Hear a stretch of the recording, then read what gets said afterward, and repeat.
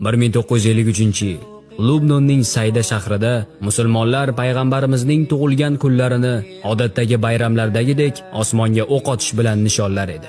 Lekin o'qlardan biri mashhur nasroniy G'attos oilasining kichik qizi boshiga qaytib kelib tegdi. U yerdagi shifokorlar zudlik bilan uni Bayrutdagi Amerika universiteti shifoxonasiga ko'chirishdi.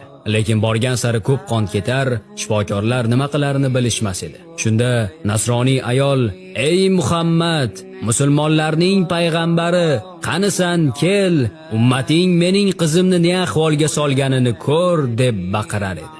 Shu payt shifokorlardan biri chiqib, u qizi bilan vidolashib olishi uchun ichkariga kirish kerakligini aytdi. Achinarli holga kelgan onaning vujudini titroq bosdi. Bazo'r eshikni ochdi-yu, hayratga tushdi.